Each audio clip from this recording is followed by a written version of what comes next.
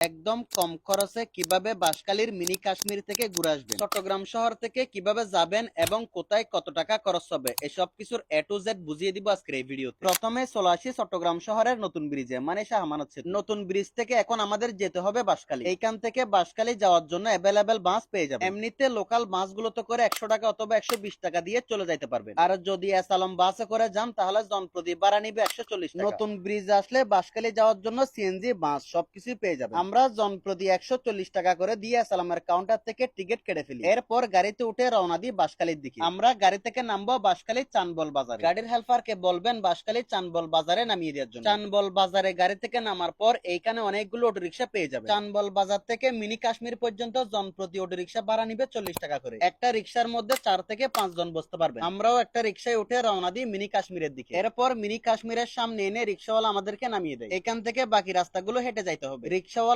যেখানে নামিয়ে দিবে ওইখান থেকে মিনি কাশ্মীর যাইতে 10 থেকে 15 মিনিট হাঁটতে হবে। যাওয়ার সময় একটা নাস্তার দোকানে পেয়ে যাবেন, চাইলে এখান থেকে হালকা নাস্তা করে নিতে পারেন। আর রাস্তা না চিনলে আশেপাশের মানুষের কাছ থেকে জিজ্ঞাসা করতে পারেন, ওইখানকার মানুষ খুবই ভালো। মিনি কাশ্মীর যাওয়ার রাস্তাটা খুবই সুন্দর। রাস্তার দুই পাশে বিভিন্ন শাকসবজির গাছ দেখতে পাবেন। মিনি কাশ্মীর যাওয়ার রাস্তার পাশে পানের বাগান থেকে শুরু করে আরো অনেক কিছুই আছে। আশেপাশের প্রত্যেকটা জায়গা খুবই সুন্দর। 15 মিনিট হাঁটাহাঁটি শেষ করে অবশেষে আমরা মিনি কাশ্মীরের পাহাড়ের নিচে এসে পৌঁছাই। এখানেও একটা ছোট্ট চায়ের দোকান আছে, চাইলে এখান থেকেও হালকা নাস্তা করে নিতে পারবেন। কাশ্মীরের মতো পাহাড়গুলো দেখার জন্য নিচে থেকে একটু ট্রেকিং করে পাহাড়ের উপর উঠতে হবে। পাহাড়ের উপর উঠলে চারপাশের ভিউটা একদম সুন্দরভাবে দেখতে পারবেন। আসলেই খুবই সুন্দর একটা জায়গা। চারপাশের পাহাড়গুলো কাশ্মীরের মতো সবুজ। এখানকার এলাকার মানুষের কাছ থেকে শুনলাম যে এই জায়গাটা নাকি আগে হাতিদের রাজধানী ছিল। মানুষের আনাগোনা বেশি হবার কারণে এখন আর হাতি দেখা যায় না। হলে এরকম একটা জায়গার মধ্যে ক্যাম্পেইন করতে পারলে সে একটা ভিউ পাইতাম। চারপাশের সবুজ ঘাসগুলো দেখতে একদম কাশ্মীরের মতো, যার কারণে এই জায়গাকে সবাই মিনি কাশ্মীর বলে। খুবই সুন্দর একটা জায়গা। আর এটা যেহেতু একটা গ্রামীণ এলাকা, তাই এখানে স্ক্যাম বা অন্য কোনো কিছুর ভয় নেই। আপনারা একদম রিল্যাক্সে ঘুরতে আসতে পারবেন। বাঁশখালীতে ঘুরার মতো অনেক জায়গা আছে। মিনি কাশ্মীরের পাশে বাঁশখালী ইকো পার্ক আছে, চাইলে ওইটাও ঘুরে দেখতে পারেন। সাথে বাঁশখালী চা বাগান, বাঁশখালী সমুদ্র সৈকত থেকে শুরু করে অনেক কিছুই আছে। আপনারা বাঁশখালীতে আসলে একদিনে দুইটা জায়গা ঘুরার প্ল্যান নিয়ে আসবেন। মিনি কাশ্মীর ঘোরাঘুরি শেষ করে রিক্সাওয়ালা আমাদেরকে যে জায়গায় নামিয়ে দিছিল, আবারও হেঁটে হেঁটে ওই জায়গায় চলে আসতে হবে। এখানে আসলে অনেকগুলো অটোরিকশা পেয়ে যাবেন। আবারও জনপ্রতি 40 টাকা করে ভাড়া দিয়ে চানবল বাজারে চলে আসি। চানবল বাজারে আসলে চট্টগ্রাম শহরে আসার জন্য অনেকগুলো বাস এবং সিএনজি পেয়ে যাবেন। আমরা লোকাল গাড়িতে না উঠে আবারও জনপ্রতি 140 টাকা করে দিয়ে আসালাম বাসের টিকিট কেটে ফেলি। চাম্বল বাজারে আসালাম বাসের টিকিট কাউন্টার পেয়ে যাবেন। এরপর বাসে উঠে চট্টগ্রাম শহরের দিকে রওনা দিই। আপনারা চাইলে কয়েকজন বন্ধু মিলে আমার প্ল্যান মতো এসে ঘুরে যেতে পারেন।